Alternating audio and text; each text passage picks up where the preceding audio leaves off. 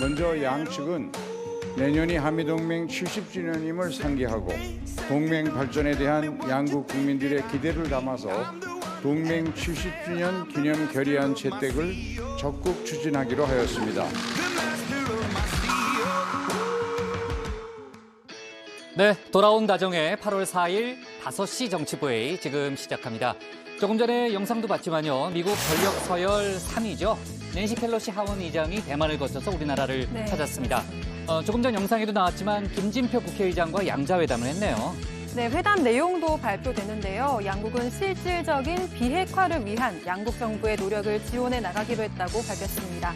그런데 기자회견이 아니라 공동 언론 발표를 통해서 알려졌는데요.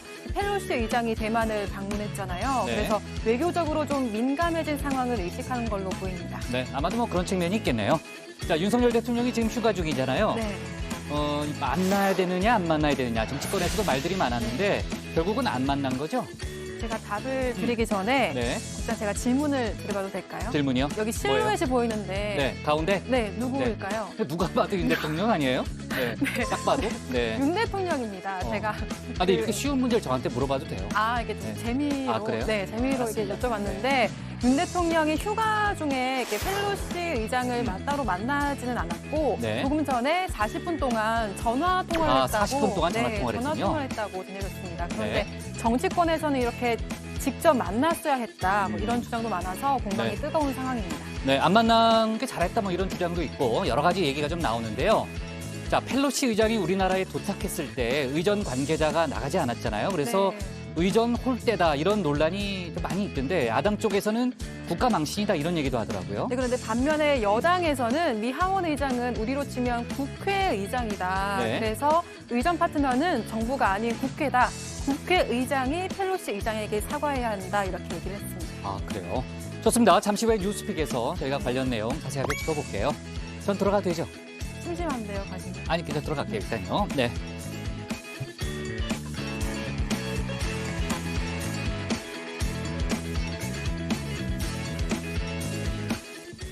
네, 오늘 회의는 신체커 하마커 류 실장 조멘토 백반장 그리고 정치부의 애청자 정의원분들과 함께하겠습니다. 오늘 회의도 정치권의 주요 이슈들을 모아서 쉽고 생생하게 전달해 드릴 텐데요. 회의 도중에 소통반장 백다혜 반장이 직접 여러분과 소통할 예정입니다. 어제 김건희 여사의 논문 표절 논란에 국민대가 문제없다는 결론을 내린 데 대해서 의견을 받았잖아요. 회의 후에도 정의원분들이 의견을 주셨죠? 네, 방송 후에도 의견을 보내주셨는데요. 먼저 상현 전 님께서 물론 논문 표절 심사를 공정하고 엄정하게 했겠지만 대통령이 다른 사람이 당선이 되었어도 같은 결과가 나왔을지는 미지수네요 라고 말씀을 하셨습니다. 네, 그리고 오늘은 다정회와 관련한 댓글을 2개 더 소개할까 하는데요. 먼저 매직 핸드님께서 논문 표절 등 이전 문제, 당면한 문제만 말고 이전 문제들도 조금 더 자세하게 알려주면 좋겠습니다라는 말씀 해주셨습니다. 그리고 찰나님께서 정말 중요한 질문을 해주셨습니다. 정회원 어디 가입해야 하는 건가요? 이렇게 물어보셨는데 정회원분들은 지금 다정회를 시청해주고 계시는 모든 분들이 정회원입니다. 시청자분들의 애증이니까요. 가입하실 필요 없이 저희와 함께 해주시면 됩니다. 네, 그리고 이어서 오늘의 주제 말씀드리겠습니다. 윤석열 대통령과 펠로시 미 하원 의장의 전화통화 직접 만났어야 하는지에 대해서 소통할 예정인데요.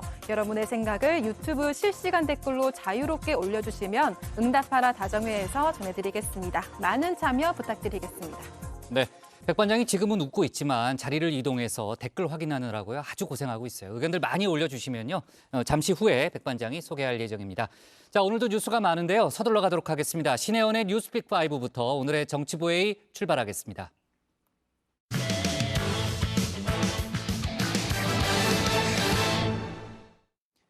미국의 권력 서열 3위 펠로시 하원 의장이 현재 방한 중입니다. 오늘 김진표 국회의장을 만났고 판문점 JSA도 찾을 예정인데요. 윤석열 대통령과는 조금 전 40분간 전화통화를 가졌습니다. 이를 두고 설왕설래가 있었죠. 대통령실은 사전 조율이 있었고 국익을 총체적으로 고려한 결정이라고 설명했습니다. 관련 내용을 신혜원 체커가 정리했습니다. 네, 별이 5개, 다정회는 5시, 뉴스픽도 5개입니다. 뉴스픽 5 시작하죠. 자, 오늘 준비한 소식은요. 네, 외로운 펠로시, 그리고 불협 화음, 묵묵부답 출소와 발라로 꼬고, 네, 마지막 오염수 터널 착공입니다.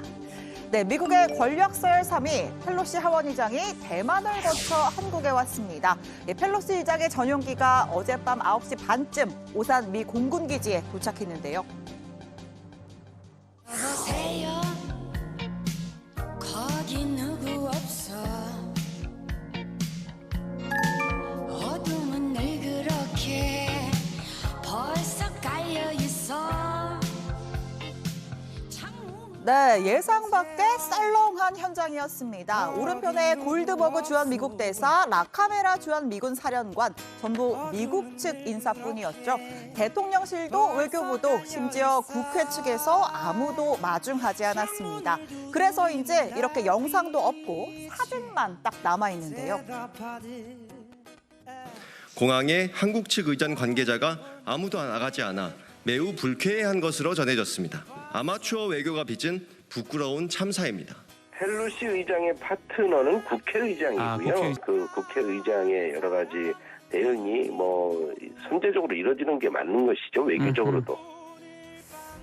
네, 대통령실은 윤 대통령은 휴가 중이고 펠로시 의장의 파트너는 국회의장이라는 입장입니다. 따라서 의전도 국회의 소관이란 거죠. 다만 국회 사무처에선 펠로시 측이 국회 방문에만 의전을 부탁했다. 결례 지적은 오해라고 해명했습니다. 대통령실과 국회가 서로 공을 넘기는 사이 펠로시 의장 잠시 외로운 첫날 밤을 보내야 했습니다. 자, 여기서 우리 정회원분들의 의견을 듣는 응답하라 다정회의 오늘 주제 나갑니다. 자, 윤 대통령이 펠로시 의장을 직접 만나지 않는 것을 두고 설왕설래가 있죠. 이 대통령실은 휴가 일정이 겹쳐 미리 양해를 구했다라고 했다가 뒤이어 오후에 전화통화하겠다라는 입장문을 냈습니다. 어떠신가요? 통화만으로 충분한 건지 아니면 만났어야 했는지 지금 유튜브로 실시간 댓글 달아주시면 좀 이따가 백다의 반장이 야무지게 소개해드릴 예정입니다. 자, 저는 여기서 여러분의 판단 근거가 될 몇 가지 쟁점을 짚어볼까 합니다. 첫 번째는 바로 휴가입니다. 자택에 머무시면서 휴식도 취하고 여러 연령, 여러 다양한 계층들과 전화 통화도 하시고 의견을 듣고 계신 것으로 알고 있습니다. 휴가 중에 국회의장이 파트너인데 여기에 만나시는 것은 그건 적절치 않으신 것 같고요. 다른 나라들에선 정상을 만나고 방한했는데 대통령은 휴가를 만끽하며 한가롭게 영국을 관람하고 술자리를 즐깁니다.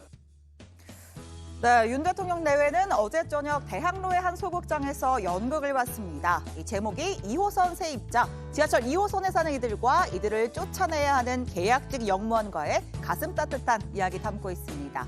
이 관람 후에는 배우들과 식사를 하며 최근 연극계의 어려운 사정에 대해서 듣고 또 격려를 했다고 하죠. 자, 솔직히 저도 휴가만 기다립니다. 얼마 전에 휴가를 다녀온 유정화 실장. 네, 공항철도 타고 출근하는데 한 무리의 젊은이들이 캐리어를 들고 탔다. 나도 불과 며칠 전엔 여행자 신분, 이제는 이미 출근자 신분이란 소회를 SNS에 적었습니다. 자, 댓글에요. 아름다운 선배 눈부셔요는 백다혜 반장, 인스타에서도 사회생을 하는 백다혜 씨는 박마커라는 거는 안 비밀입니다. 다만 대통령의 휴가는 조금 달라야 할 겁니다. 행보 하나하나가 메시지이기 때문이죠. 자, 금태섭 전 의원의 글입니다. 과거 검찰 행사 초청을 거절한 노무현 전 대통령이 같은 날 음악회 관람을 한 걸 보고 정말 검찰을 싫어하시는구나 느꼈다라면서 윤 대통령이 만남 대신에 연극을 택했다면 미국 국민들은 어떤 메시지를 받을까라고 적었습니다. 적어도 대통령을 대리하는 누군가를 보내서 오해의 소지를 없앴어야 한다는 이야기입니다.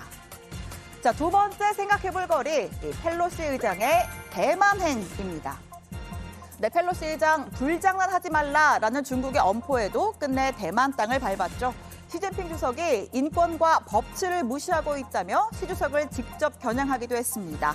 공교롭게도 그 다음 행보가 바로 한국행. 네, 미중 사이에 아슬아슬한 줄타기를 하는 우리나라로선 여러 가지를 고려하지 않을 수가 없는 상황이란 거죠.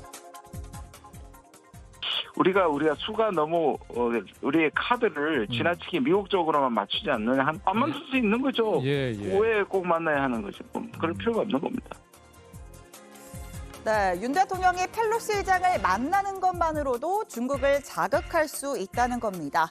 외교가 아마추어다 이렇게 맹공을 폈던 민주당에서도 이런 관점에선 오히려 안 보는 게 좋다는 의견도 나왔습니다. 지금 중국하고 상당한 마찰을 빚고 지금 한국을 방문하시는 거라서 저는 뭐 대통령께서 낸시 펠로시 의장을 꼭 만나지 않아도 크게 문제는 없다 저는 이렇게 생각합니다. 우리가 보는들하고 톤이 다르죠? 네, 오히려 여권에서 이제와 중국 눈치 보는 것이냐라는 비판이 나왔습니다. 유승민 전 의원, 한미동맹을 강조했던 새 정부 초반부터 오락가락하는 외교는 국익에 아무런 도움이 안 된다라는 주장을 폈습니다. 자, 어쨌든 이 관점에서 본다면 윤 대통령이 아주 미묘한 고도의 외교적 결정을 했다고 볼 수도 있겠군요. 역시 한번 생각해 보시죠. 자, 마지막 포인트, 조금 새로운 시각입니다. 아직 펠로시 의장이 한국에 있다. 이제라도 만날 거다라는 주장입니다. 근데 서울 땅에 같이 계시는 윤석열 대통령이 안 만난다? 이것은 얘기가 안 되죠. 서울, 모처 이런 곳에서 만날 수 있다라고 보시는 거예요? 네, 저는 그렇게 보는데 만약 안 만나시면은 저 정치 9단짜리 내놓겠습니다. 네, 솔직히 지금 상황에서는 박지원 전 원장이 정치 구단직 유지하기가 조금 어려워 보입니다. 좀 지켜보고요. 아무튼 이런저런 생각 다 해보시고 응답하라 다정회에 댓글 부탁드리겠습니다. 자, 펠로시 의장 오늘 낮엔 파트너인 김진표 국회의장 만났고요. 네, 이어서 판문점 공동경비구역 JSA를 찾는 것으로도 알려졌습니다. 인권 문제를 중시하는 펠로시 의장이 북한 김정은 위원장을 직접 비판하고 나설지도 관심입니다.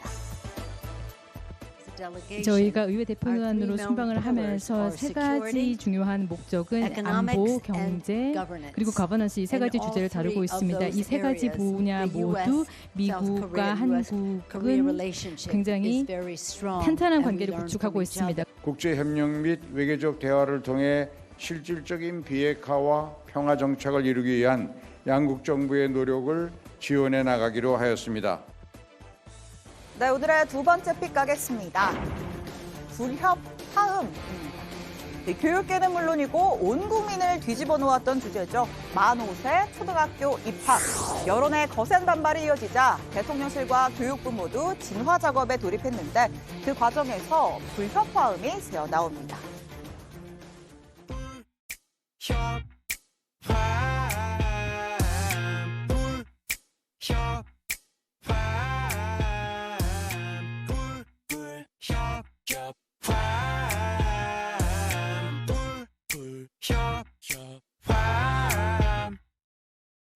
네, 앞서 대통령실은 아무리 좋은 정책도 국민 뜻을 거스를 수 없다. 정책 백지화 가능성 시사했습니다.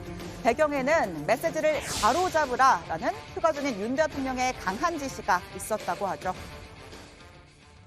대통령은 선거 때부터 최근까지 초등학교, 지역아동센터 등 관련 현장을 여러 차례 방문하면서 아동기 교육과 돌봄의 통합 문제가 중요하다는 사실을 절감하고 있습니다.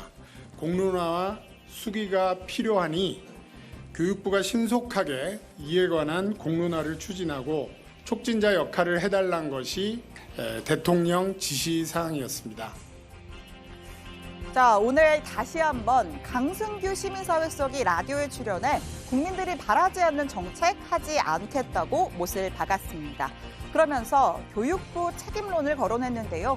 박순애 장관의 일방통행식 소통 방식에 문제가 있었다는 겁니다.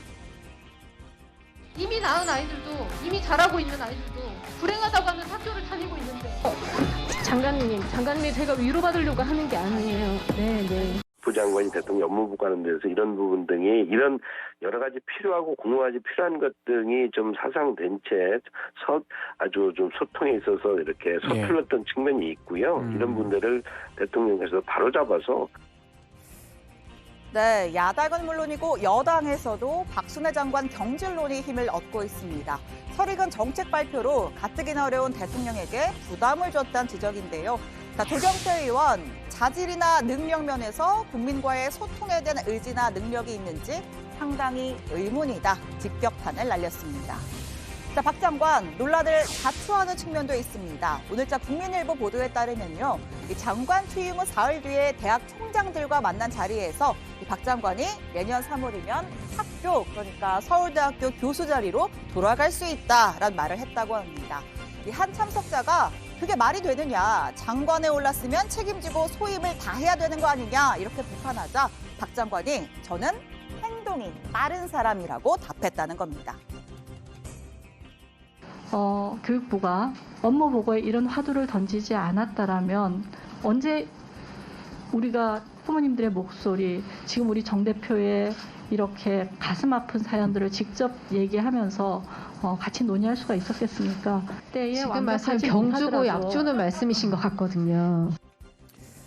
이 박 장관을 논외로 하고서라도 지지율 하락 국면을 돌파하기 위해선 대통령실의 인적 쇄신이 필요하다는 목소리도 상당합니다. 비서실장과 핵심 수석진을 모두 새로 고침해야 한다는 거죠. 다만 윤 대통령은 지지율이 떨어졌다고 석 달 만에 내칠 순 없다라는 뜻을 밝힌 것으로도 전해집니다. 첫 선발 투수를 내보냈어요. 3회에 실점했다고 뭐 금방 바꿀 수 있어 뭐 라는 말은 맞는 말인데 너무 실점을 많이 해버리면 바꿔야지. 이게 답이 있겠습니까? 힘 다 떨어졌네 볼이. 수고했어. 바꾸네. 야, 스트라이크를 바꾸네. 투수가 교체가 됩니다. 과연 다음 투수는 누굴지? 국민적 큰 기대에 대통령 비서진이나 내각이 충분히 부응을 해야 되는데 그렇지 못한 측면이 있는 것 같고요. 일부 또 야당에서는 이런 부분을 악의적 프레임으로 공격도 하고 있습니다. 네, 두 번째 픽 여기서 정리하고 나머지는 들어가서 전해드리겠습니다. 왜냐고요? 제가 원고 분량 조절에 대실패했기 때문입니다. 하고 싶은 말이 많아서 그랬습니다. 뉴스픽 5였습니다. 네, 오늘 속보가 많이 들어와서 중간에 이제 분량 조절에 실패했다는 신채커의 고백이 있었는데요. 맨날 저보고 뭐 토 나올 정도로 의식한다고 토일남이라고 하는데 본인이 막 욕심이 생겨서 많이 쓰다가 보면 이렇게 넘치는 건데 또 잘 모르는 정의원분들은 또 저한테 제가 또 일을 많이 시킨다고 그러실 거 아니에요. 일을 너무 과다하게 해주신 게 아닐까요, 처음부터? 처음부터? 네. 저 멘토가 참 어제 어떻게 됐어요? 참 어제 확인을 못했네. 2019 국장이 항상 오르시죠. 2019년이 맞죠? 맞습니다. 신채권은 괜찮은데 조 멘토는 어제 뭐 저를 2번이나 놀렸는데 나 얘기를 못했네 어제. 그 얘기는 좀 이따 합시다. 자, 펠로시 의장과 윤 대통령의 만남 조금 전에 이제 속보가 나왔습니다만 이제 직접 만나지는 않고 40분간 전화 통화를 하는 걸로 대신을 했습니다. 아까 이제 신채권도 설명을 했지만 펠로시 의장의 이번 대만행이 갖는 정치적인 의미를 고려한 게 아닌가 하는 그런 생각이 들고 관련해서 오후에 대통령실의 설명이 있었죠. 네, 그렇습니다. 최영범 대통령실 홍보수석이 직접 기자들을 만났습니다. 최 수석은 윤 대통령이 하원 의장을 만나지 않은 게 중국을 의식한 거냐는 질문을 받고서는 두 사람이 전화 통화를 하게 된 건 국익을 총체적으로 고려해서 결정한 거라고 답변했습니다. 그러면서 우리 정부는 미 행정부의 외교적 결정을 당연히 존중하고 한미동행 관계를 최우선에 둔다는 입장에 아무런 변화가 없다고 강조했습니다. 네. 그러니까 이제 휴가 때문이 아니고 국익을 총체적으로 고려했다는 게 대통령실의 설명 아니겠습니까? 전반적인 상황을 보면 전화 통화도 갑자기 잡힌 거는 아니라는 그런 의미네요. 그렇습니다. 그렇게 설명을 했는데요. 최 수석은 윤 대통령의 휴가 일정이 겹친 상황에 대해서 펠로시 의장 측도 충분히 이해를 했다. 당연히 한미 양국 간의 사전 협의가 있었고 전화로라도 인사와 메시지를 주고받는 것이 어떻겠느냐 이런 조율이 있었다고 설명했습니다. 네. 자, 지금 이제 정치권에서 펠로시 의장에 대한 공항 의전을 놓고 대통령실의 결례다 아니다. 국회가 했어야 했다. 여러 가지 이제 공방이 있는데 조금 전에 뭐 속보도 나온 게 있고 거기에 대해서도 입장을 밝혔죠. 네, 그렇습니다. 대통령실은 펠로시 의장 입국 때 불거진 의전 홀대 논란은 사실과 다르다 이렇게 밝혔습니다. 의전 지침상 외국 행정부 요원이 방한하면 외교부 장관 등이 공항에서 응접을 한 것이 명확히 규정이 돼 있지만 의회 인사는 파트너인 국회가 의전을 맡는 것이 관례다 이렇게 이야기를 했는데요. 그러면서 국회 의전팀이 영접을 나가려고 했지만 미국 측이 늦은 시간인 점 등을 감안을 해서 사양을 했다. 서로 조율이 된 사항이다 이렇게 설명을 했습니다. 국회 고위 관계자도 관련해서 입장을 밝혔는데요. 일단 영접의 책임이 국회에 있다는 건 맞다 이렇게 인정을 했습니다. 다만 펠로시 의장의 국내 도착 시간이 늦은 시각이었고 일반 공항이 아닌 공군기지를 통해서 입국했던 만큼 미국 측에서 의전을 거절한 거다 이렇게 설명을 했습니다. 네, 그리고 국장 조금 전 말씀하셨다시피 네. 이제 전화 통화를 결국 했습니다. 관련해서 이제 어떤 통화를 했는지 대통령실 설명이 있었는데요. 네. 대통령실 설명에 따르면 이 윤 대통령이 펠로시 의장이 자유민주주의 인권 증진에 헌신한 것을 높이 평가하고 한미 동맹에 성원을 보내줄 것을 당부했다고 합니다. 네. 펠로시 의장도 한미 동맹 중요성이 더 커지고 있다. 미국 의회 차원에서도 적극 노력한다라고 답변을 했고요. 또 다음 기회에 한번 윤 대통령이 미국 방문했을 때 그때 네. 만남을 갖자 이런 대화도 오갔다고 합니다. 네, 오후 2시 30분부터 약 40분간 전화 통화가 이루어졌다는 그런 설명이네요. 자, 그리고 잠깐만. 그 나머지 픽해야죠. 네, 그렇습니다. 네, 세 번째 픽이 뭐예요? 분량 조절에 실패했던 세 번째 픽 가겠습니다. 그래픽 주시죠. 네, 묵묵부답 출소입니다. 이 수행비서를 성폭행한 혐의로 실형 선고받고 수감 생활해온 안희정 전 충남지사 오늘 아침 경기 여주교도소에서 출소를 했습니다. 3년 6개월이니까 만기 출소네요. 네, 맞습니다. 이 대법원에서 확정된 형기를 다 채웠고요. 네, 이제 정문 앞에 안전지사 기다리던 고향 친구들을 비롯한 지인들과 악수 나누는 모습입니다. 중간에 보시면 이제 좀 포옹을 나누는 회색 양복 입은 분이 있는데 민주당 김종민 의원이고요. 그 옆에가 강준현 의원이었습니다. 학창 시절 친구고 현역 의원 중에서는 이 두 사람만 현장에 나왔습니다. 자, 기자들의 질문에 별다른 답변하지 않았는데요. 잠깐 보시겠습니다. 잠깐만. 김지은 씨한테 하실 말씀 없으신가요? 기자님 앞으로 어떻게 지내실 건가요? 한때 민주당의 차기 잠룡으로 꼽혔잖아요. 정치적 재기는 쉽지 않을 거란 관측이 많죠. 네, 그렇습니다. 재판부가 성범죄 혐의를 확정한 만큼 사실상 재기는 불가능할 거라는 관측입니다. 또 공직선거법과 형의 실효에 관한 법률에 따르면 출소 후 10년간은 선거에 출마할 수가 없습니다. 아직 안 지사의 행보에 대해선 알려진 게 없고 수감 전에 머물렀던 경기 양평군 모처에서 머물 걸로 알려졌습니다. 자, 좋습니다. 네 번째 픽은 어떻게 돼요? 네, 국장 이번에는 좀 제가 한번 소개를 해보려고 하는데요. 네, 그래픽 주시죠. 네, 네 번째 픽 제목은 달나라로 고고 고고입니다. 네. 이거 뭐 웃지 않을 수가 없네요. 그러니까 고거를 외치고 싶어서 지금 네 번째 픽을 자원한 거죠? 네네. 효도관광 국장을 달나라로 제가 좀 보내드리고 싶다는 그런 생각이. 더 멀리 보내고 싶은 건 아니에요? 그래요? 아니요. 근데 뭔가 저를 놀리는 듯한 느낌이 드는 건 저만의 착각이겠죠? 아닙니다. 어제 국장이 50대 아니라고요? 이상. 전혀 놀리는 게 맞다고요? 놀리는 게 전혀 아니고요. 국장이 어제 백신 맞으셨다고 하니까 그 60대인데 동안으로 보인다 뭐 이런 댓글이 있더라고요. 그래요? 50대라는 점. 50대입니다. 네, 50대라는 점 제가 다시 40대 한번. 같은 50대. 네. 그런 말씀도 전해드리고요. 계속해서 네 번째 픽 전해드리도록 하겠습니다. 좋아요. 네, 우리나라 최초의 달 탐사선 다누리가 우리 시각으로 오는 5일 오전, 그러니까 내일이죠. 미국 시간 4일에 플로리다 우주군 기지에서 발사가 됩니다. 다누리는 달에 누리라는 걸 더한 거고요. 리을이 이제 탈락된 형태인데 지난번 누리호 발사에 이어서 우리나라 우주 개발의 새 역사를 쓰는 프로젝트입니다. 2025년에 사람을 달로 보내는 이제 북극장을 달로 보낼 수 있는 그런 미국 나사의 아르테미스 프로그램의 일환이기도 한데요. 7개 나라가 같이 참여를 합니다. 자, 만약에 성공하면 유 실장, 뭐 효도관광 그건 아니고요. 어떤 의미가 있습니까? 네, 올 연말에 만약에 이 목표인 달 궤도 진입에 성공을 하면 향후 1년 동안은 달 착륙선 후보지 탐색 등 각종 임무를 수행을 할 예정입니다. 그렇게 되면 한국은 세계에서 7번째로 달 탐사국이 되고요. 또 세계 최초로 달 표면 전체 편광 지도를 제작하고 또 달에서 지구 간의 우주 인터넷 통신 시험 등을 할 수 있는 최초 임무 등을 수행하게 됩니다.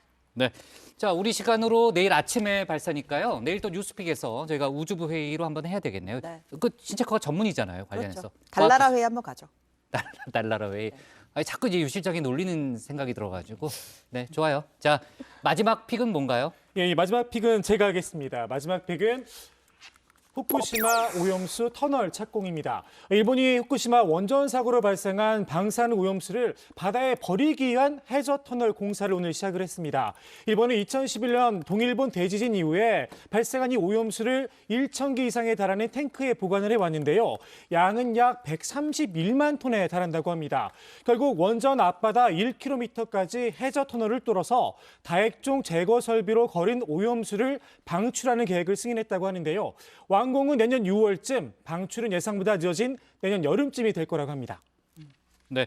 지금 국내외 반발이 만만치 않죠, 조멘토. 네, 일단 일본 어민들도 강하게 반발하고 있고요. 이웃나라인 우리나라도 그냥 지켜보긴 어렵습니다. 지난 1일 국회 수부 업무보고에서 관련 설명이 있었습니다. 다른 처리 방안을 일본 정부에서 마련해 줄 것을 강력하게 요구를 하고 있고 국제사회에서도 이에 대해서 적극적으로 지원해달라고 지금 호소하고 있는 그런 상황입니다. 국제해양재판소에 제소할 의향이 있습니까? 범정부 TF 차원에서 여러 차례 검토를 하고 있는 것으로 알고 있습니다. 좋습니다. 신체커가 고른 오늘의 원픽은 뭘까요? 네, 오늘 원픽입니다. 윤 대통령 펠로시와 만남 대신 통화, 국익 총체적 고려입니다.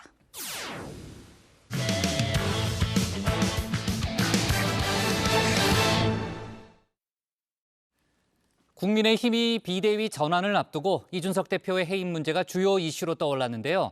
조혜진, 하태경 의원은 이 대표의 임기를 보장해야 한다며 오늘 당원 개정안을 내놨습니다. 당대표직에서 쫓겨날 위기에 몰린 이 대표는 연일 대통령실과 각을 세우고 있는데요. 어제 용피셜 발언, 오늘은 윤석열 대통령의 인사 관련 답변을 문제 삼았습니다. 어떻게 보면 윤 대통령을 직접 저격하는 거라고 볼 수 있는데요. 관련 내용을 조익신 멘토가 정리했습니다.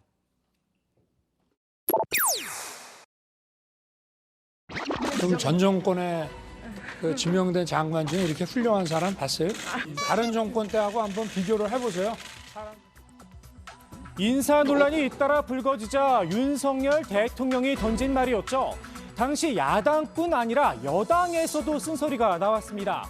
이준석계로 알려진 박민영 대변인, 민주당처럼 하지 말라고 뽑아준 거 아니냐 구원을 했었는데요. 이 발언, 윤 대통령이 내부 총질로 받아들였다는 조선일보 칼럼이 등장을 했습니다. 영리를 잘못 건드린 불똥이 이준석 대표의 징계와 내부 총질 문자로 이어졌다는 겁니다. 박 대변인의 발언, 당시에도 내부 총질로 보이지 않겠느냐 우려가 있었죠. 그래도 우리가 자정 능력이라도 있다는 걸 보여줘야 한다라는 목소리에서 이 뭔가 지난한 민주당과의 사투 밖에서 나온 이 한 번의 이 울림이, 외침이 그마저도 내부 총질이 된다면 저는 이건 민주당과 다를 바가 없다고 생각합니다. 박 대변인의 기대가 컸던 걸까요? 혹시나 했는데 역시나였나 봅니다.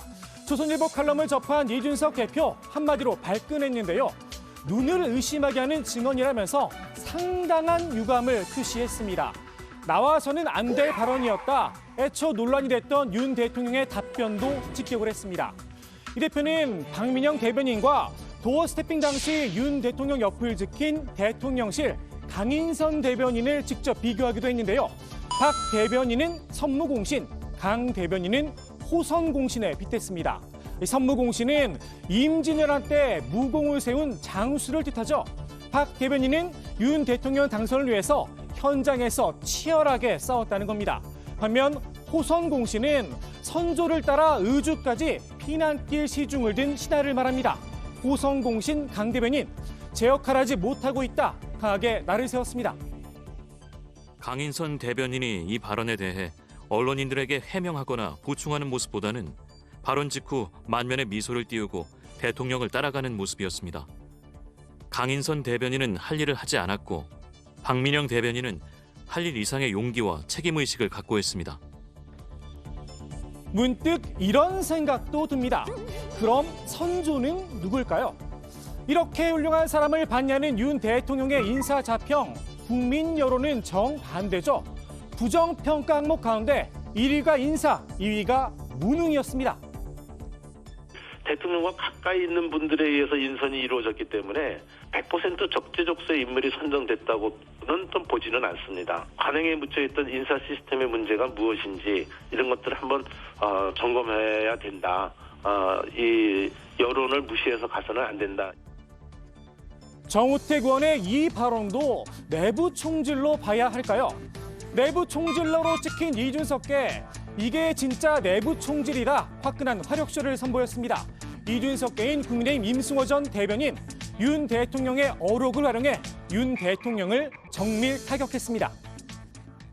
과거에는 저에 대해서 안 그러셨지 않습니까? 선거 기간에는 당대표에게 안 그러셨지 않습니까? 검찰총장은 법무부 장관의 부하가 아닙니다. 여당 대표는 대통령의 부하가 아닙니다. 저는 사람에 충성하지 않기 때문에 여당 대표는 사람에게 충성하지 않습니다. 수위가 좀 센데요. 이 대표가 윤 대통령과 헤어질 결심을 굳힌 게 아닌가 싶습니다. 이미 신뢰에 금이 갔다는 게 정치권의 중론이기도 합니다. 대통령과 우리 이준석 대표 간에는 이미 신뢰에서는 금이 갔다. 그래서 이렇게 좀 보는 것입니다.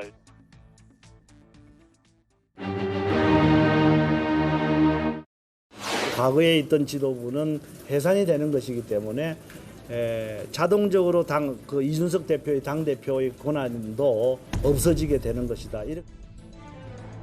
국민의힘이 비대위를 꾸리는 건 이미 상수가 된 분위기죠. 남은 변수는 이준석 대표의 당대표 권한인데요. 서병수 전국위 의장은 당원 당규에 따라 비대위 체제로 가면 이 대표는 자동 해임된다. 유권 해석을 내놨습니다. 이 대표 측은 즉각 반발했는데요. 지금은 당의 비상 상황이라는 비대위의 출범 명분부터 문제를 삼았습니다. 용피셜하게 우리 당은 비상 상태가 아닙니다. 내부 총질하던 당대표가 바뀌니 참 달라졌고 참 잘하는 당 아닙니까? 계속 이렇게 해야 합니다. 3주 동안 지역을 돌면서 당원들을 만난 것밖에 없는데 끼리끼리 이준석 욕을 하다가 문자가 카메라에 찍히고 지지율 떨어지니 내놓은 해법이 이준석의 복귀를 막는다는 판단이다. 날을 세웠는데요. 이 대표 입장에선 한마디로 비상 상황이 아닌 비정상 상황이라는 거겠죠.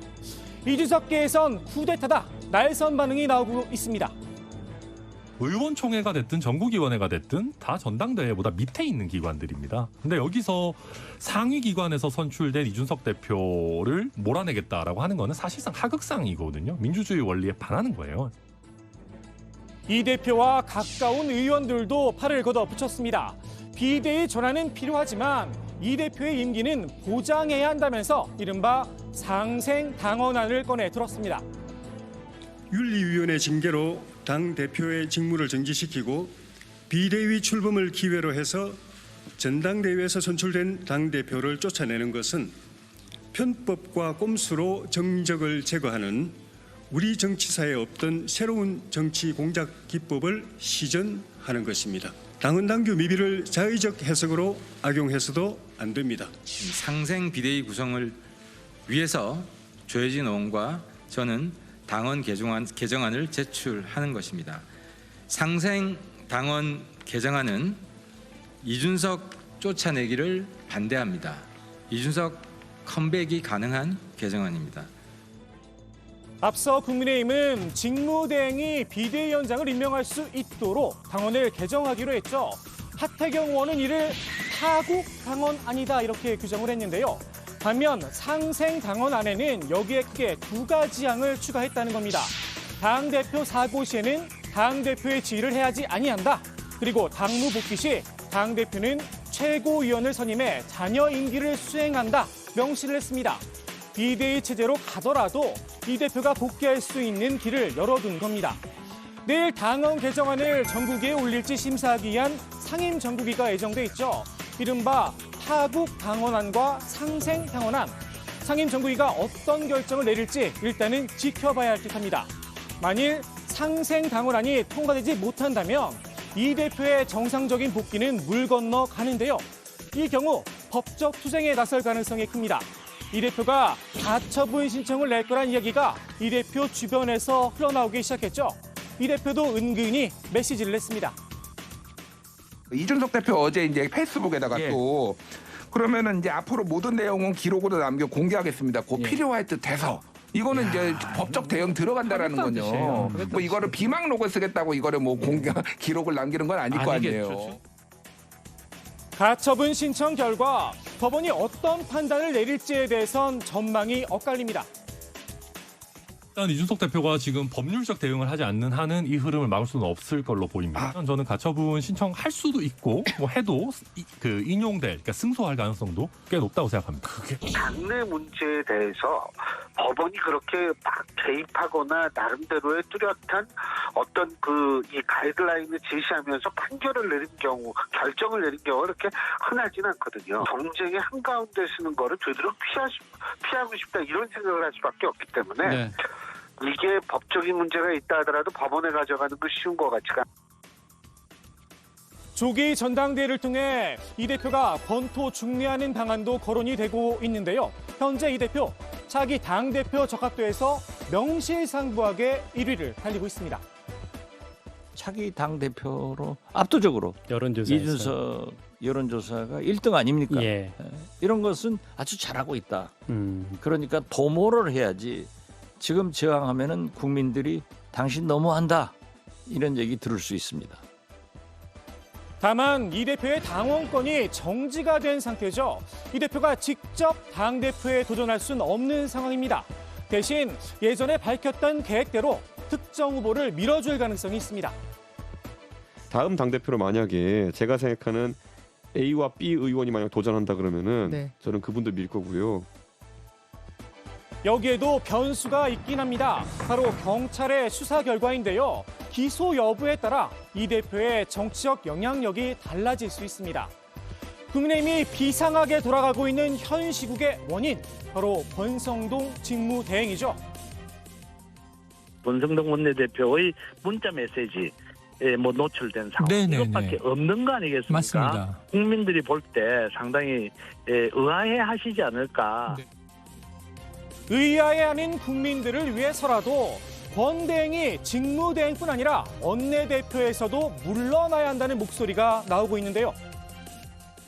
이준석 대표가 초반에 이제 야구로 따지면은 초반에 이제 강판당하고 투수가 그런데 왜 1회 초에 지금 권성동 구원등 왔는데 지금 폭투로 지금 한 7실점 한 거거든요. 지금 완전히 실점을 했는데 계속 저는 완투하겠습니다.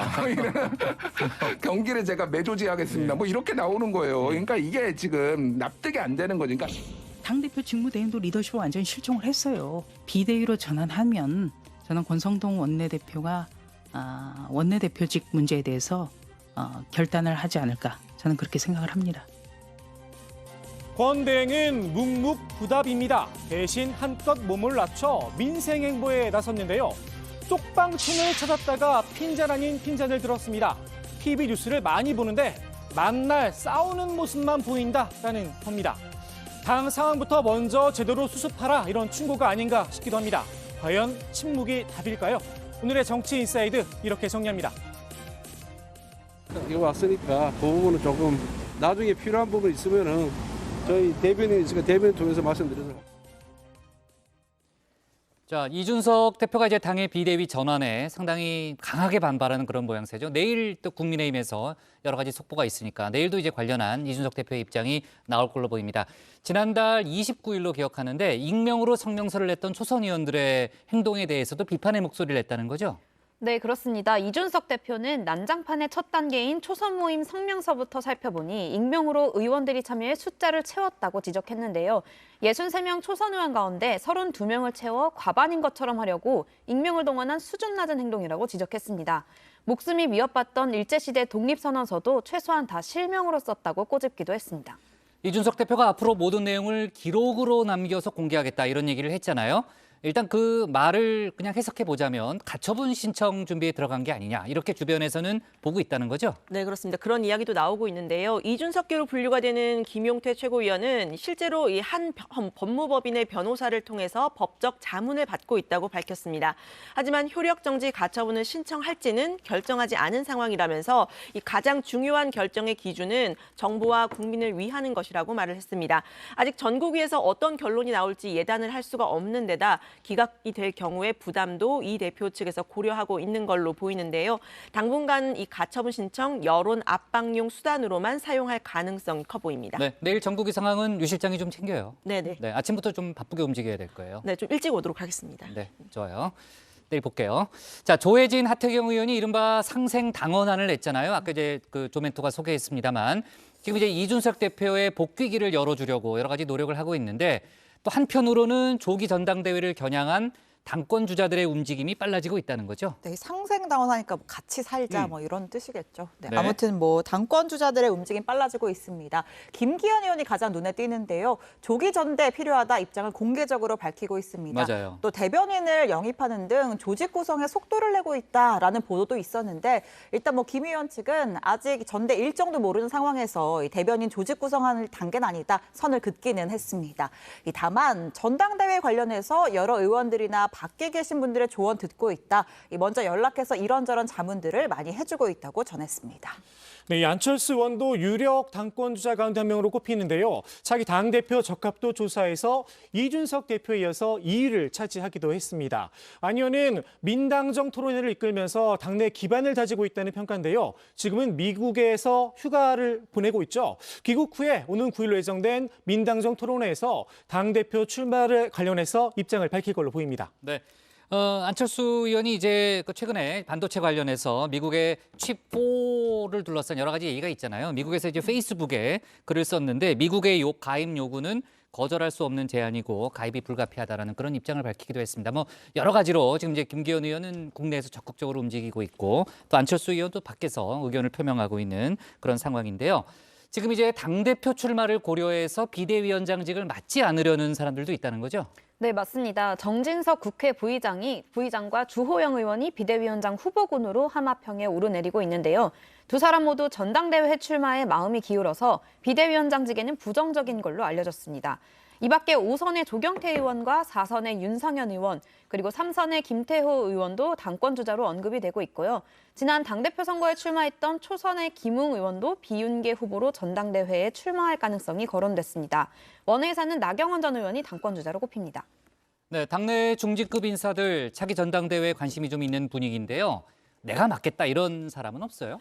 조경태, 정우택 의원 같은 경우에는 이제 제안이 오면 고민해 보겠다 뭐 이런 입장을 밝혔는데요. 네. 정우택 의원 같은 경우에는 비대위원장, 이른바 윤핵관이나 이핵관 측 인사들은 배제를 해야 한다 이렇게 밝히기도 했습니다. 직접 들어보시죠.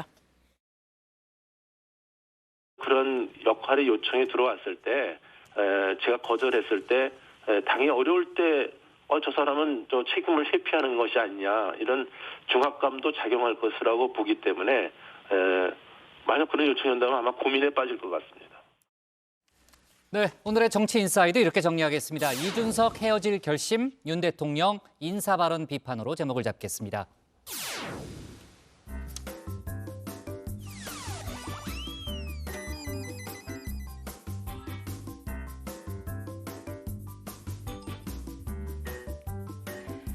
네, 안녕하세요. 정치부 회의의 소통 시간 다정한 백반장입니다. 네, 여러분 오늘은 칠석 날입니다. 음력으로 7월 7일 견우와 직녀가 오작교에서 만나는 날이죠. 견우와 직녀처럼 정회원 분들께서는 1년 중 가장 손꼽아 기다리는 날이 언제인지 궁금한데요. 하루 동안 가장 많이 기다리고 또 기대하시는 시간은 정치부 회의가 시작하는 5시면 좋겠습니다. 하실 말씀 있으신가요? 별이 5개, 다정회 많은 관심 부탁드립니다. 네, 그럼 본격적으로 응답하라 다정회 시작하겠습니다. 네, 오늘의 소통 주제, 앞서 신체커가 자세하게 알려드린 윤 대통령 펠로시 오늘 오후 전화통화 직접 만났어야 할까입니다. 먼저 다정회에서 미리 살펴본 여론 보겠습니다. 네, BJJA님께서는 만났어야 했다 이런 의견 주셨는데요. 아시아 국가 정상 모두 펠로시를 직접 만난다. 한국은 중국 눈치 본다는 이미지를 보여준 것이다 라고 하셨습니다. 반대 의견도 있었는데요. PHOE님께서는 미국이라고 맹목적으로 만나야 하는 건 아니지 국익에 도움이 되는가를 따져야 하고 오죽하면 백악관에서도 대만 방문을 자제해달라고 했을까. 차선책으로 전화통화를 하는 거다 이렇게 말씀하셨습니다. 네, 이어서 정회원분들께서 실시간으로 올려주는 생각 함께 나눠보겠습니다. 승진님께서 이번 선택은 매우 잘했다고 생각합니다. 한국과 중국의 무역과 경제까지 생각하면 안 만나는 게 맞다고 봅니다. 라고 말씀하셨습니다. 반대로 제임스님께서는 외교에 일관성이 없다. 한미동맹 중요한 것 맞습니까? 특히 연극사진을 보도자료로 내는 건 말 나오기 딱 좋은 빌미가 됩니다. 라고 만났어야 했다는 의견 주셨습니다. 댓글 적어주신 정회원분들 고맙습니다. 네, 중국은 오는 10월에 시 주석의 3연임을 결정하는 전국 대표회의를 앞두고 있고 미국은 바이든 대통령 지지율이 하락하는 상황에서 11월에 중간선거를 맞이하죠. 두 나라 모두 중요한 정치 일정을 앞둔 상황에서 이루어진 펠로시 하원의장의 대만 방문. 미중 갈등 속에서 우리나라 외교가 실리와 명분을 모두 챙길 수 있을지 앞으로도 다정회와 함께 지켜봐 주시길 바랍니다. 뭐 조민 또 할 얘기 있나요? 여기 5시 다정회 그리고 정치부의 인싸 저의 새 코너명 때문에 정치 인사이드 많은 시청 바라고요. 그다음에 아싸 유정화 이게 아싸라는 뜻은 아니라 주류 정화 아싸라비아 유정화인데 이게 공간이 모자라가지고 제가 아싸라고 적었습니다. 네, 알겠습니다. 지금까지 응답하라 다정이었습니다.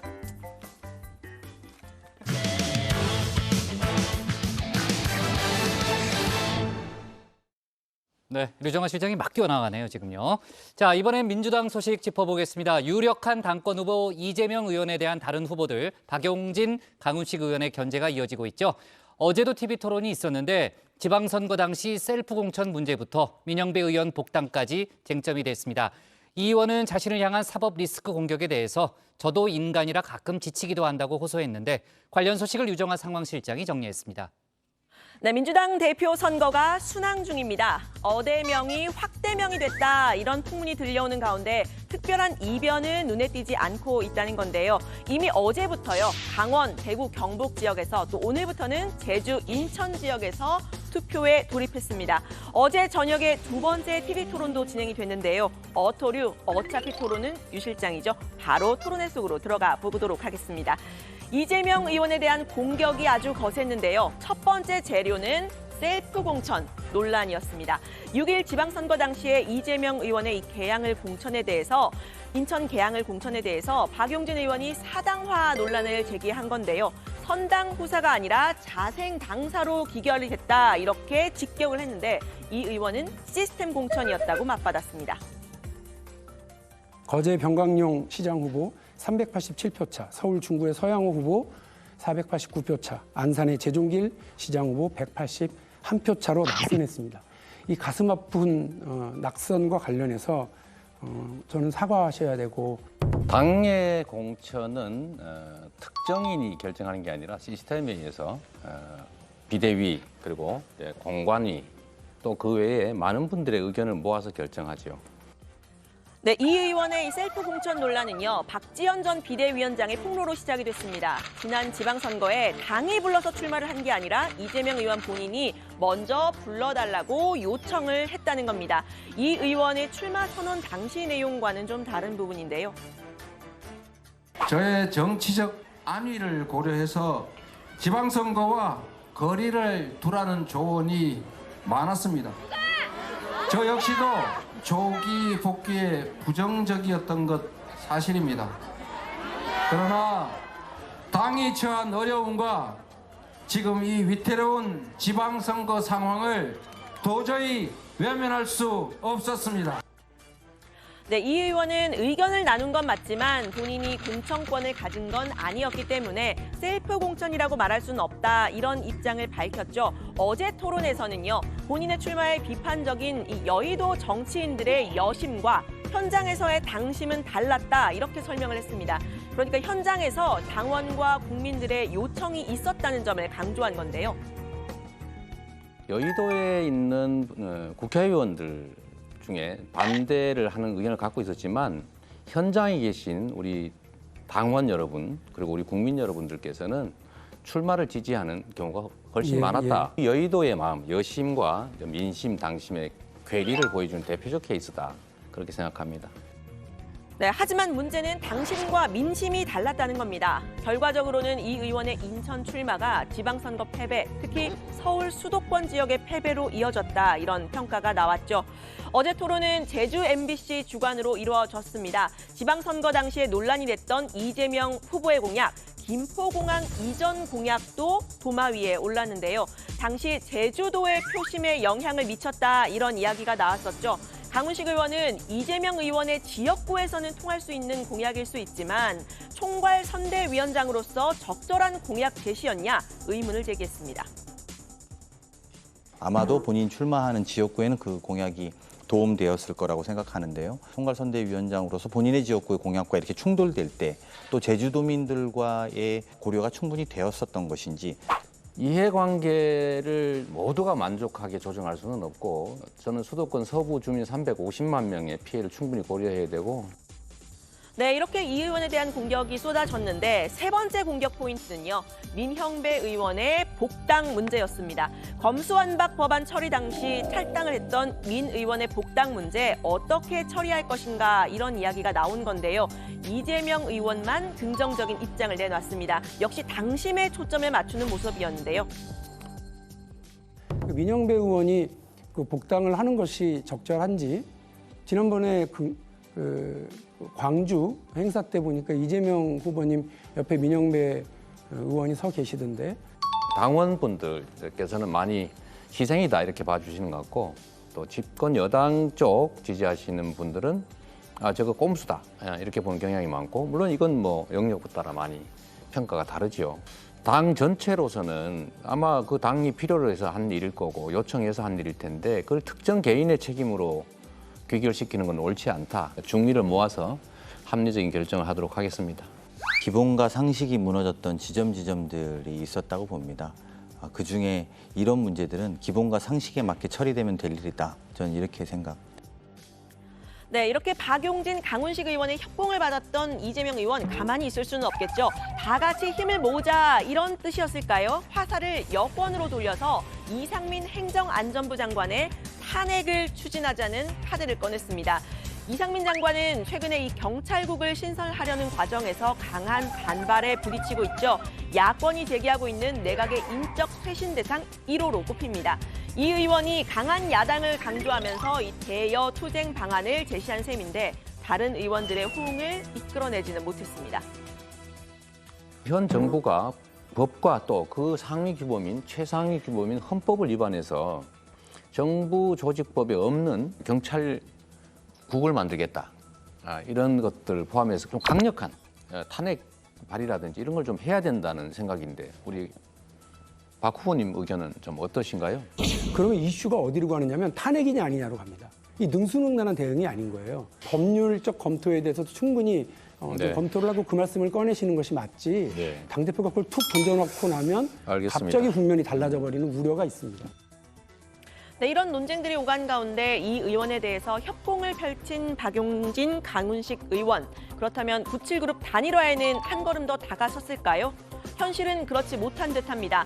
반명연대를 내세우고 있는 박 의원, 또 인지도 높이기가 우선인 강 의원, 목적이 다르다 이런 이야기가 나오는데요. 단일화에 대해서 거리를 좀 두고 있는 강 의원은 박용진 의원의 그동안의 소신 발언들 혹은 이 쓴소리가 혼자만의 목소리 아니었냐 이렇게 이야기를 했습니다. 당내 세력이 약하다는 이 박 의원의 약점을 찌르면서 신경전을 벌인 건데요. 오늘 선당우사 주장 많이 하셨는데 사실은 누구를 키우고 누구를 뒷받침하기보다는 본인이 좀 빛나려고 했던 정치적 여정 아니었나. 상대를 빛나기 위해서 또 대선 주자를 키워야 된다고 생각하는지 또 어떤 노력을 하실 수 있는지. 대선 주자가 당대표가 되면 자기를 중심으로 정치가 굴러가지 않을까. 그 우려, 그게 사당화에 대한 우려예요. 이재명 알겠습니다. 후보는 누가 키웠나요? 누가 키워서가 아니라 네네. 알아서 잘 클 거라고 생각하고 공정성만 잘 기하면 될 것 같습니다. 네, 97그룹의 단일화 어렵지 않겠느냐 이런 이야기 나오고 있죠. 하지만 가능성을 열어두는 발언도 나왔습니다. 한때 이재명 의원의 사법연수원 동기이자 박용진 의원과 당내 소신파 조금 박해 일원이었다가 이번에는 강훈식 의원 지지를 선언한 조응천 의원인데요. 단일화에는 조금 더 시간이 필요하다는 취지로 말을 했습니다.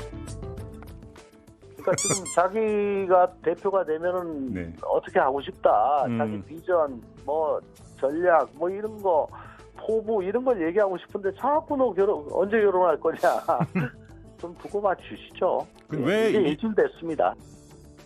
네, 어제 2차 토론에서는 이 의원의 사법 리스크 얘기는 나오지가 않았습니다. 이 의원은 국민의힘이 쓰는 공격적인 언어, 민주당에서 나오는 게 안타깝다 이렇게 감성에 호소를 했는데요. 오늘도 지지자들과 만나서 저도 인간이라 지치기도 한다면서 가족들까지 전쟁터에 끌려나왔다 이야기를 했습니다. 사법 리스크라고 표현하는 것 자체는 매우 유감스럽습니다. 서글프기도 합니다. 국민의힘과 검경이 쓰는 공격적 언어를 우리 안에서 듣는 것 자체가 참으로 안타깝습니다. 네, 비명계에서는 검경의 수사가 한창 진행 중인 상황에서 이 사법 리스크 계속 언급하는 것 의미가 없다는 이야기도 나왔는데요. 이 조국 사태 때 앞장서서 검찰 수사의 부당함을 지적을 했지만 수사 결과가 나오고 보니 결국 팔자루를 준 건 검찰이더라라는 경험담을 제시한 겁니다. 지금 가타부타 얘기할 필요가 없는 게 수사에서 결과가 뭐가 나오냐가 문제죠. 지금 싸울 필요가 없어요. 지금 우리가 팩트도 뭔지도 모르고 뭐 이게 유리하다 불리하다 이걸 책임져라 마라 할 사안이 안 돼요 이거는. 그래서 수사 결과 나오면 그때 가서 다시 토론하자고요.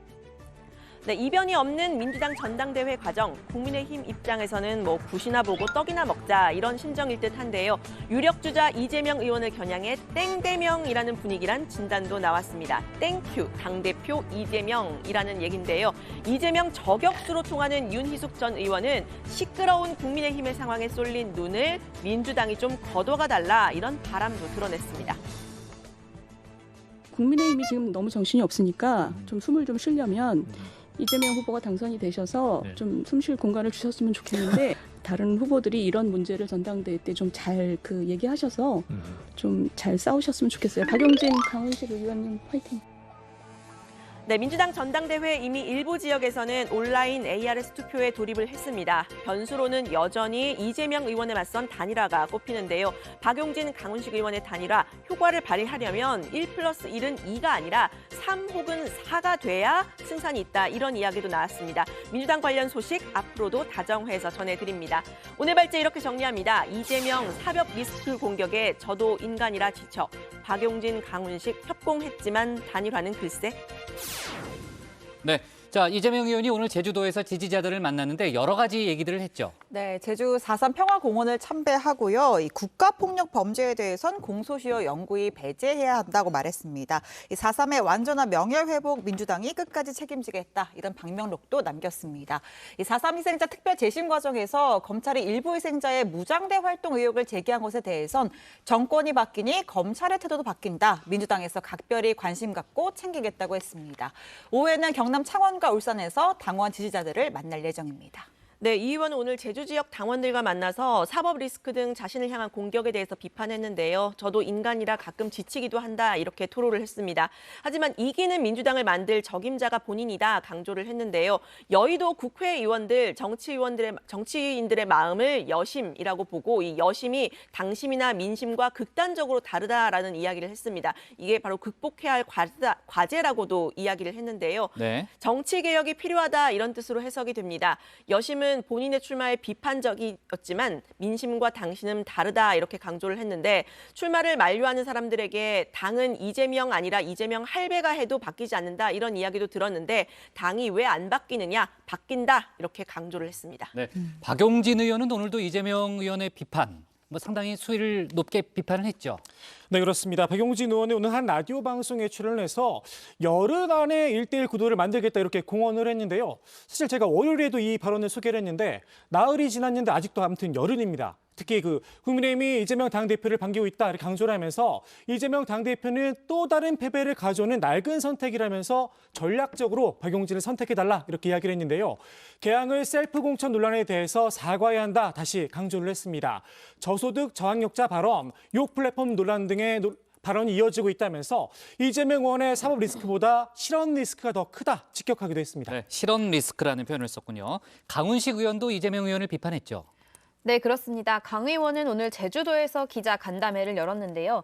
이 의원이 부인 김혜경 씨의 법인카드 유용 의혹과 관련해 조사를 받던 참고인 사망과 관련해서 국민 상식에 맞는 진솔한 해명이 필요하다고 했습니다. 불과 며칠 전에는 본인과 상관없는 사람이라고 해명하다가 나중에는 배우자 차량기사, 선행 차량기사다 등으로 말이 바뀌고 있다고 했습니다.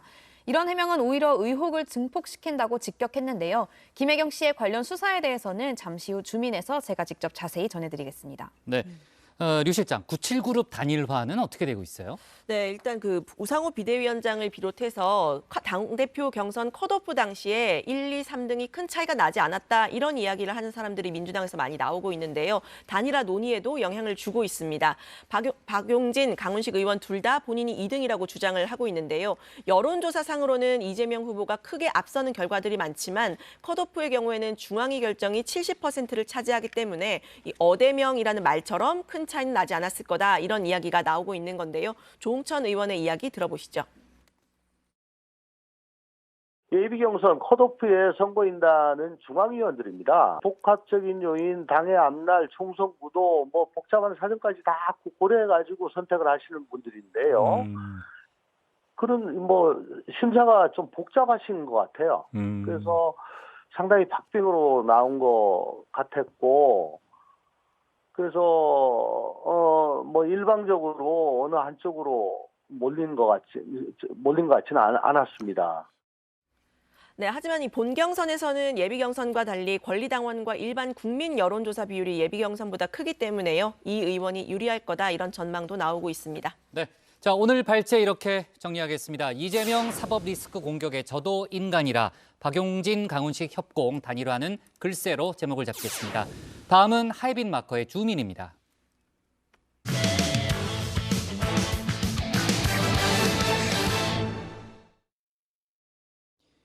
민주당이 윤석열 대통령의 부인 김건희 여사에 대한 공세를 강화하고 있습니다. 또 오늘 김건희 여사와의 통화 내용을 공개한 서울의 소리 기자가 출석해서 조사를 받았죠. 이재명 의원과 부인 김혜경 씨가 법인카드를 사적으로 썼다는 의혹과 관련해선 검찰이 핵심 당사자인 경기도청 직원을 불러서 조사했습니다. 김혜경 씨에 대한 소환 조만간 이루어질 거라는 예측이 나오는데요. 관련된 소식들을 주민에서 정리했습니다. 누나한테 가면 얼마 주는 거야? 몰라, 의논해봐야지. 명수가 하는 만큼 줘야지. 잘하면 뭐 1억도 줄 수 있지. 대통령 후보가 될지 누가 상상했어? 이걸 누가 키워준 거야? 문재인 정권이 키워준 거야.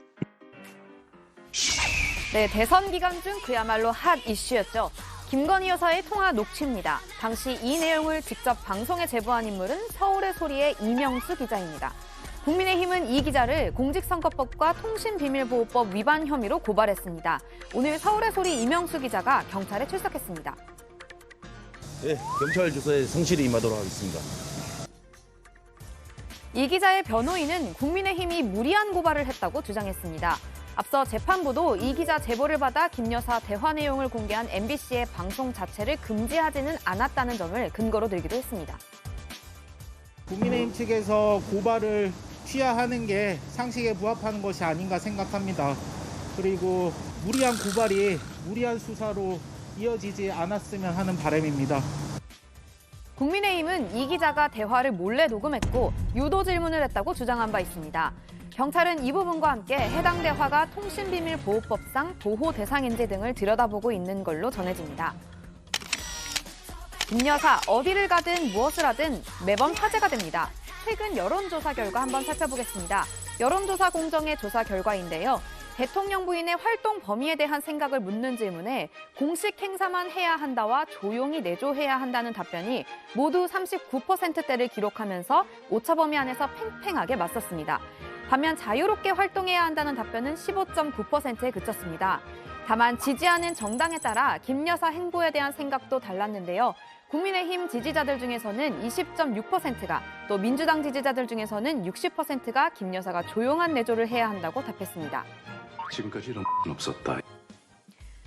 네, 정말 역대 영부인들 중에 이렇게까지 많은 사람들의 관심사가 된 적이 있었을까요? 문제가 될 만한 의혹이나 논란이 꽤 많았기 때문이기도 할 겁니다. 야권에서는 김 여사를 김건희 씨라고 부르면서 비판의 목소리를 높였습니다. 김 여사 관련된 사안 하나씩 짚어보겠습니다. 먼저 논문을 표절했다는 의혹입니다. 김 여사 논문에 대해 국민대학교가 문제없다는 결론을 내려서 파장이 점점 커지고 있습니다.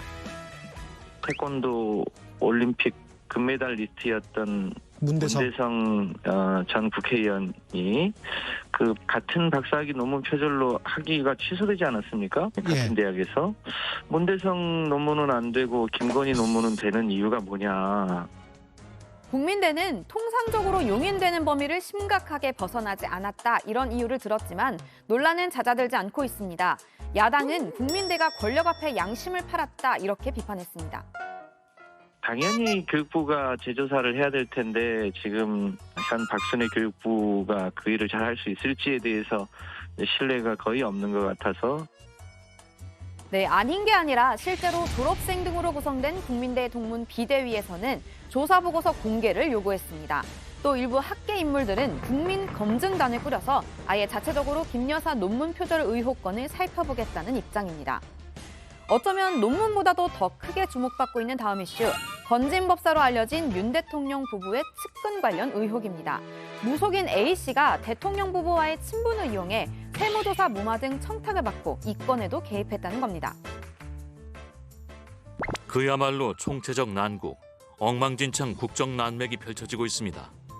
제가 건진 얘기를 할 때마다 윤석열 선대위는 고발하겠다며 입을 틀어막으려 했고 실제로 저는 현재 6건이나 고발을 당했습니다. 일각에서는 현재 공석인 특별감찰관을 조속히 임명해서 조사해야 한다는 의견도 나오는데요. 대통령실은 선거를 치르고 새 정부가 출범하면 의례 있는 일이다 이렇게 해명했습니다. 새 정부가 출범하면 많은 분들이 선거에 참여하지 않습니까? 이 지역들이라든지 어떤 해당 지역에 가서 내가 이러이러한 실력자라고 과시할 수도 있지 않겠습니까? 네. 그거는 어떤 정부든 어떤 선거에서 나타나는 현상이든요. 네, 강수석은 그러면서 앞으로 문제가 어떤 것이었고 또 어떤 결과를 가져왔는지 파악해서 제대로 처리가 될 거라고 덧붙였습니다. 그런데 이 와중에 새로운 의혹이 추가됐습니다. 김 여사의 코바나 컨텐츠를 후원했던 업체가 대통령의 관저를 공사를 맡았는데 그 과정에 문제가 있었다는 겁니다. 수의 계약을 따내는 과정에서 나라장터에 유장, 허위 입찰한 정황이 추가로 드러났습니다. 업체 이름을 가명으로 표기하고 공사 지역도 용산이 아닌 세종특별자치시로 허위 명시한 것입니다. 실무자 단순 실수라고 믿기엔 비리 의혹의 구린내가 용궁에 진동합니다. 민주당은 아예 수사를 해야 한다고 주장했습니다. 일단 대통령실은 공사업체 선정 과정은 보안 사항이라 공개할 수가 없고 또 해당 업체가 코바나를 후원한 것도 사실이 아니라고 했습니다. 이렇게 갖은 의혹 제기에 정치권에서는 김 여사와 조금이라도 연이 있다는 얘기만 나와도 굉장히 민감하게 반응하는 모습입니다. 박홍근 민주당 원내대표, 김 여사가 참여한 걸로 알려진 문화예술계 인사모임 월단회 멤버라는 주장에 강하게 반발했습니다. 제가 그 멤버라는 거 딱 한 번 그날 잠깐 가서 멤버가 나머지 분들은 누구인지도 기억이 안 나는 상황인데 네, 김 여사만큼은 아니지만 민주당에도 숱한 논란의 중심에 있는 인물이 있습니다. 이재명 의원의 부인 김혜경 씨입니다. 김 씨는 경기도청 법인카드를 사적으로 썼다는 의혹을 받고 있습니다. 이 사건 관련 주요 등장인물 크게 3명입니다. 사건의 핵심 당사자 중 하나인 전 경기도청 5급 공무원 배모 씨입니다. 배 씨는 김 씨 수행비서 역할을 하면서 법인카드 사적 유용에 가담했다는 의혹을 받습니다. 경찰이 어제 배 씨를 불러 조사를 했는데요. 이 밖에 공익신고자 조모 씨도 오늘 불러서 조사했습니다. 전 경기도청 비서실 소속 직원인 조 씨는 이 사건을 최초로 제보해서 알린 인물이기도 합니다. 마지막 등장인물입니다. 참고인 신분으로 조사를 받던 김모 씨. 최근에 극단적인 선택을 한 사실이 알려졌습니다. 이 의원 사건 관련자들이 숨지는 일이 몇 차례 반복되면서 논란이 됐었죠. 김 씨가 생전에 김혜경 씨의 운전기사로 일했다는 보도도 있었는데요. 이 의원은 사실이 아니라고 반박했습니다. 아무 관계도 없는 사람이 검찰, 경찰에 강압 수사를 견디지 못해가지고 언론과 검찰이 나를 죽이려 한다 이러면서 돌아가신 분들이 있는데 그게 이재명과 무슨 상관이 있습니까? 하지만 이 의원 해명과는 다소 다른 정황이 추가로 공개됐습니다. 김 씨가 운전기사 급여 명목으로 월급 받은 사실이 확인된 겁니다. 이 의원 측은 정치자금으로 김 씨에게 월급을 준 걸로 파악됐습니다. 아무 관계 없는 사람, 나와 무슨 상관이라며 선을 그은 이재명 의원의 발언과 대조적으로 부인 김혜경 씨와는 관계가 없을 수 없는 사이임이 드러난 것이다. 논란이 커지자 이 의원은 입장문을 내고 김 씨가 운전한 건 김혜경 씨 차량이 아닌 배우자실의 선행 차량, 그러니까 김혜경 씨 앞에 가는 차량을 운전한 거라고 해명을 했습니다. 하지만 일각에서는 이 같은 해명이 오히려 더 문제가 될 거라는 분석도 있습니다. 왜 배우자의 앞에 차가 있는지도 잘 모르겠어요. 근데 어쨌든 이렇게 그러니까 좀 궁색해지는 거예요. 이게 그러니까 리스크가 확실히 있다. 이게 이제 집중적으로 전당대회 때 이게 공격 포인트가 될 가능성이 높다. 이렇게. 아무튼 이렇게 관련 의혹이 추가로 제기되고 소환 조사도 잇따라 이어지면서 경찰이 조만간 김혜경 씨도 부를 거라는 전망이 나옵니다. 현재 김 씨는 좀처럼 공식 석상의 모습을 드러내지 않고 있죠. 앞으로 수사가 어떻게 마무리가 될지 또 당대표에 도전한 이 의원은 또 어떤 영향을 미치게 될지 지켜봐야겠습니다. 여당이든 야당이든 주요 인사들의 부인을 둘러싼 논란, 당분간은 계속 시끌시끌할 걸로 보이네요. 오늘의 주민 제목은 계속되는 김건희 논문 무속인 공방, 김혜경 소환조사 초읽기로 적겠습니다. 네. 펠로시 하원 의장을 만나려 국회를 찾은 이용수 할머니가 경호원들에 의해서 내동댕이 쳐졌다라는 그런 보도가 좀 나오고 있는데요. 저희가 좀 영상을 좀 확인해 보고 관련한 내용은 이제 내일 저희가 뉴스픽에서 추가로 다뤄보도록 하겠습니다. 자, 여러 논란들이 있고 지금 이제 윤 대통령이 곧 취임 100일을 맞잖아요. 대통령이 어떤 언급을 할지 좀 나오는 얘기가 있나요? 네, 국민들이 평가와 재점검의 기회가 있어야 한다고 요구한다면 어떤 형태로든 국민 앞에 보고해야 한다라는 게 대통령실 입장이었습니다. 강승규 시민서열석의 말이었고요. 대통령이 보여주는 행사나 쇼잉 행사는 별로 선호하지 않는다면서도 국민들이 이 성과나 미흡한 점을 보고 싶어 할 거라서 고민을 하고 있다고 했습니다. 지난 3달간 어떤 부분이 미흡했는지 분야별로 살펴보고 대통령에게 관련 보고를 할 예정이라고 했습니다. 네, 최근 감사원이 국민권익위원회를 상대로 특별감사에 들어갔죠. 특히 이제 전현희 위원장의 이제 근태 문제가 또 거론이 되기도 했었는데 전현희 위원장이 오늘 직접 입장을 또 밝힌 게 있죠. 네, 그렇습니다. 최근 감사원이 복무 관련 사안으로 국민권익위에 대한 특별 감사를 시작했는데요. 예비 감사를 마치고 이번 주부터는 본 감사가 진행 중입니다. 전현희 위원장은 위원장이 지각을 자주 한다는 내부 제보 때문에 감사원이 감사를 시작한 거라면서 굉장히 이례적이다 이렇게 밝혔는데요. 전 위원장의 말 들어보시죠. 통상 장관은 서울에서 업무를 보고 또 아니면 지방에서 업무를 보고 오후에 세종 사무실에 가는 경우는 당연하죠. 세종하고 서울하고 있을 다르니까요. 수 있는 경우거든요. 그렇죠. 예. 그래서 이런 걸 지각이라고 망신 주기 이런 이제 보도와 또 감사 사유를 대고 있는데요. 납득할 수가 없고. 전 위원장은 이번 감사가 표적 감사로 위원장을 찍어내기 위한 것이다 이렇게 생각한다면서 듣도 보다 못한 신종 감사로 사태를 압박하는 것이다 덧붙였습니다. 다만 대통령실 관계자가 직접 사퇴라는 말을 했냐 들은 적이 있느냐라는 질문에는 직답을 피했습니다. 네, 감사원이 문재인 정부 탈원전 정책에 대해서 다시 감사에 나설 분위기죠. 그렇습니다. 감사원이 올해 하반기 감사 계획에 탈원전을 대상으로 한 특별 감사를 포함시키는 것을 검토 중인 걸로 알려집니다. 감사 여부는 8월 말쯤 확정될 것으로 보이는데요. 앞서 감사원은 산자부 그리고 과기 정통부를 대상으로 에너지 전환 로드맵과 각종 계획 수립 실태에 대해서 한 차례 공익 감사를 한 적이 있었습니다. 지난해 3월 산업부의 탈원전 정책 수립 과정에 문제가 없다 결론이 나온 바가 있는데요. 이후 1년 5개월 만에 다시 감사를 착수할지 여부를 검토하고 있는 겁니다. 네, 자 좋습니다. 오늘 주민 제목은 이렇게 잡겠습니다. 김건희 여사 통화 녹음 공개한 기자 경찰 조사 법인카드 수사 속도로 제목을 잡겠습니다. 네, 오늘 정치부에는 여기까지입니다. 아까 그 편만이 어떤 뭐예요, 그게? 뭐라고 써 있었던 거예요? 아싸 의정. 나 좀 줘요. 나 좀. 예. 아싸는 이건 좀 지워야 되는데. 네. 자, 저희는 내일도 오후 5시 정각에 다시 찾아뵙겠습니다. 이 아싸 좀 지워요, 아싸. 아싸라고요? 네. 자, 여기 있어요. 가져요. 네.